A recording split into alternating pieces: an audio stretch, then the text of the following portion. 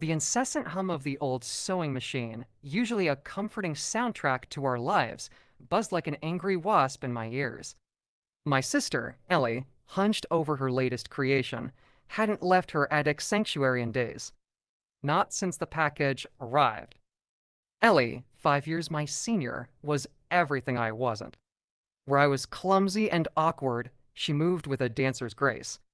While my teenage angst manifested in bad haircuts and questionable music choices, Ellie exuded an effortless serenity, her calm demeanor a stark contrast to our chaotic family life. She was the golden child, the beloved daughter, the talented artist on the brink of a breakthrough. And she had a secret. It started innocently enough. A misplaced phone, a text message flashing across the screen from an unknown number, the package arrives tomorrow. Don't disappoint me, my curiosity, fueled by a healthy dose of teenage boredom, quickly morphed into full-blown suspicion. Who was Ellie involved with? And what was in the package? The answer, when it arrived, was disappointingly mundane. A plain cardboard box addressed to Ellie in stark black lettering sat on our doorstep like a harbinger of doom. I watched, hidden behind the living room curtains, as Ellie brought the package upstairs, her movements unhurried, her face betraying nothing. Days turned into weeks, the package seemingly forgotten, relegated to the dusty corner of the attic that served as Ellie's studio. Life returned to its normal rhythm, but the seed of doubt had been sown. I couldn't shake the feeling that something was amiss, that my enigmatic sister was hiding something far more profound than a stash of forbidden candy or a secret admirer. Then came the night of the storm. Thunder rattled the windows of our old Victorian house, and the wind howled like a banshee. Cowering under my covers, I heard a muffled thud from the attic, followed by the sound of hurried footsteps. Curiosity, that old familiar siren song, drew me from the safety of my bed. The attic door creaked open, revealing Ellie bathed in the eerie glow of her desk lamp, her back to me.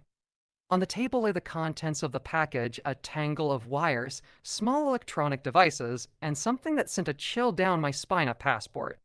Not Ellie's passport, but one bearing the face of a man I'd never seen before, his name printed in bold letters, David Anderson.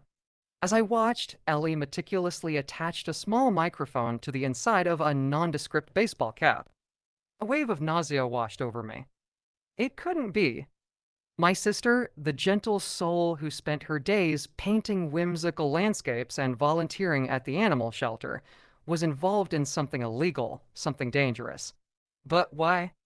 The question echoed in my mind, mingling with the pounding of my heart. I had to find out, had to understand what had driven Ellie to this. Over the next few weeks, I became a shadow, observing Ellie's every move, piecing together fragments of information like a macabre jigsaw puzzle. Late-night phone calls whispered in hushed tones, cryptic entries in a leather-bound journal, the way her hand trembled as she accepted a thick envelope from a shadowy figure in a nearby cafe. Each piece brought me closer to the truth, but each discovery pushed me further into a labyrinth of confusion and fear.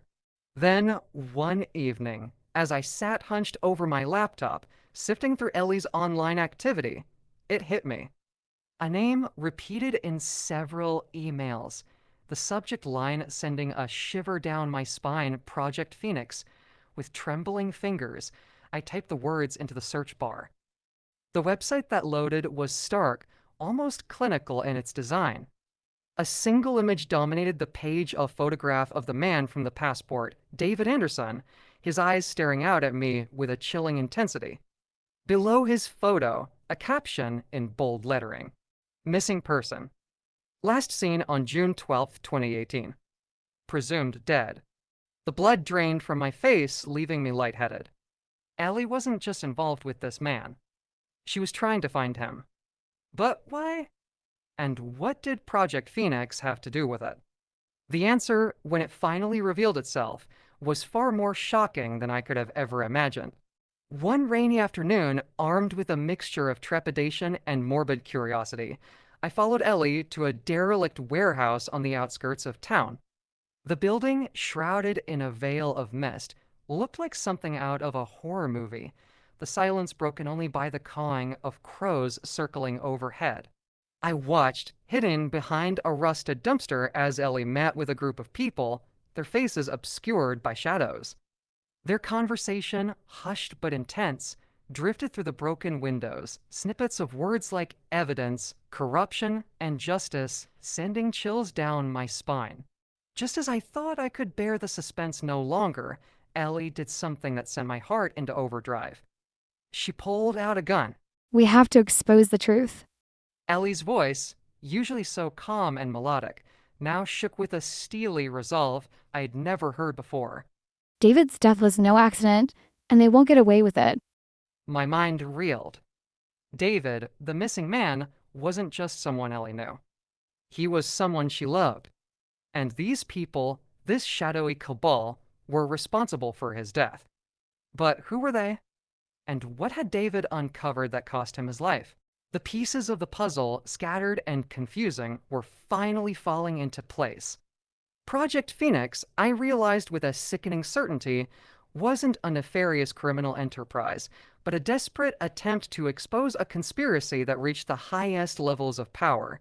David, an investigative journalist, had stumbled upon a story so explosive, so dangerous that it had cost him his life. And Ellie, devastated by his death, but refusing to let his work be in vain, had dedicated herself to finishing what he started. The people gathered in that warehouse weren't criminals, but allies, united in their pursuit of justice for David. And now I was a part of it, whether I liked it or not. The following months were a blur of clandestine meetings, coded messages, and a crash course in espionage that would have made Jason Bourne proud. My initial fear morphed into a fierce determination to help Ellie, to honor David's memory by bringing his killers to justice. The truth, when we finally exposed it, sent shockwaves through the city. David had uncovered a massive embezzlement scheme orchestrated by a prominent politician with a squeaky clean image and a web of corruption that spread like a virus. Our evidence, meticulously gathered and strategically leaked to the media, brought down the politician and his cronies, their empire of lies crumbling around them like a house of cards. Justice, though long overdue, had been served. We never spoke of that night in the warehouse, of the fear that had bound us together. But the experience forged a bond between us stronger than blood, a shared secret that would forever remain locked away in the recesses of our hearts. The hum of Ellie's sewing machine, once a source of mystery and fear, now played a soothing melody. It was a reminder of her strength, her resilience, and the shocking secret that had brought us closer than ever before.